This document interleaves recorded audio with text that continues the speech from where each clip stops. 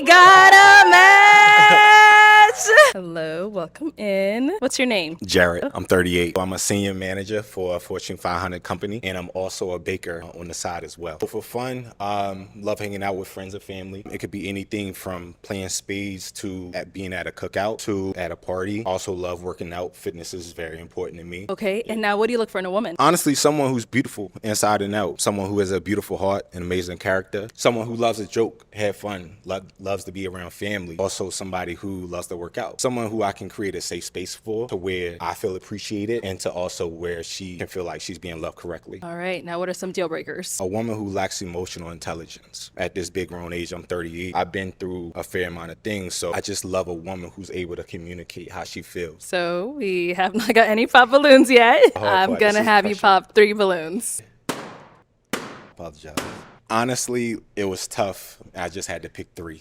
Sorry about that. Once again, I just had to pop 3. Yeah, I just had to pop somebody. I apologize. I just wasn't honestly a fan of the gold in the hair. You're very attractive other than that. So I am now going to have you ask our remaining 6 ladies a question. What's something from your previous relationship that you learned about yourself that you're going to take into your next relationship that make you a better person? Hi, my name is Shahira. I'm 35. Vulnerability is the number one thing that I've learned from my past, and just to be more open and communicative about my feelings. I would hold things in and then it would just, come out in ways that wasn't beneficial to the relationship. So now I'm learning to communicate, be honest, be vulnerable, because I want the same in return. I'm Janaea Moore with 808 and Trinity. I'm 33. I would say I haven't been in a relationship since I've been saved. It's really the Lord who's changed how I have relationships now. I would say that what I've learned from the Lord is patience, having the fruits of the Spirit, communication, understanding, just allowing someone to just not making assumptions on what they mean, maybe asking them what do you mean by that, and just having a heart posture that is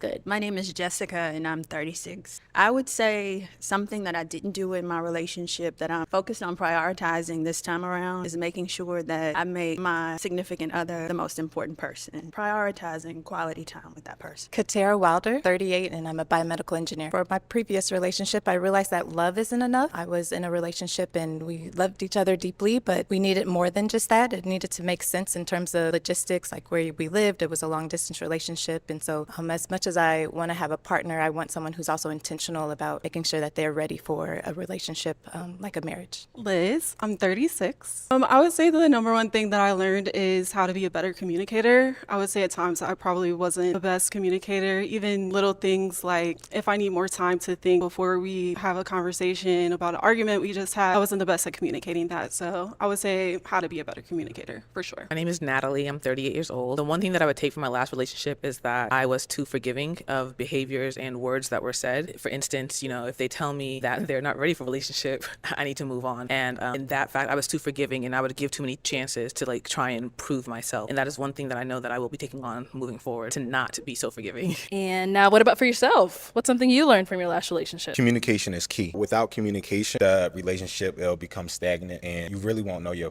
partner like you should. So communication is key. It's now time to pop 2 balloons. Sorry.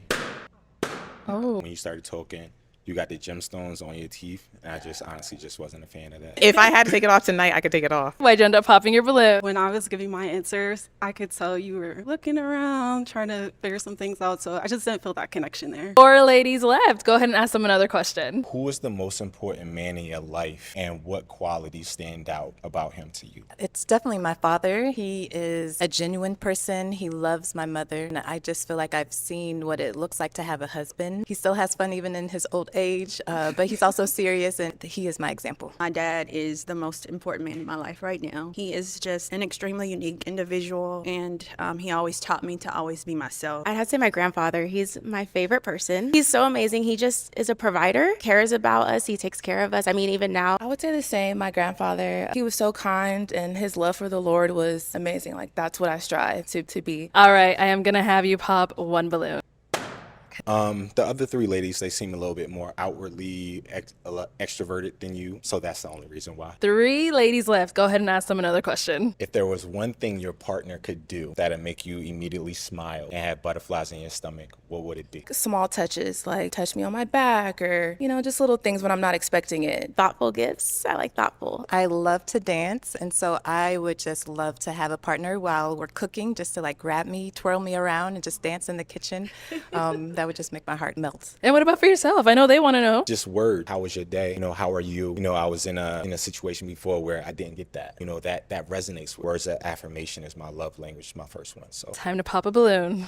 I was like, should I wait? Because I'm open to sure. dating somebody a little bit older, but I'm used to dating people who are maybe like younger looking. Okay, our 2 ladies left. Any questions for him? Where do you see yourself in the next 2 years? getting a promotion with my company, growing my bakery business. What about over here? I'm curious about a life philosophy or motto and why that is for you, if you have one. I won't necessarily say I have a life philosophy. One thing I always think about is striving for results and failing fast. If you have a short-term memory, or you're able to just move on to something else really, really quickly, and just having that mentality to where you just attack each and every day the same way. We're down to our final 2. It is time to pop a balloon. Oh, you had another question? We'll follow up to that. Do you see yourself getting married, having kids? Like, what's the family goals of yours? In the next 2 years, going towards that. Marriage in 2 years is fast. If you find your partner and you all speak to each other and that happens, then that happens. Never put a time limit on anything. I'm gonna have to pop. Just because I want someone who is marriage-minded and focused on building a family, and time is, you just never know what can happen, but I want someone that has that on there. Any final question between the 2 of you before we determine if we've got a match? How would your friends describe you? Funny, outgoing, inspirational. I have a group of around 50 fellas that we always motivate each other every single day. Yeah, and we all push each other every day. Do you have any children? No. I don't either. Well, let me ask my question then. Is it a yes for you for him? Yes. And is it a yes for you for her? For sure. We got a match!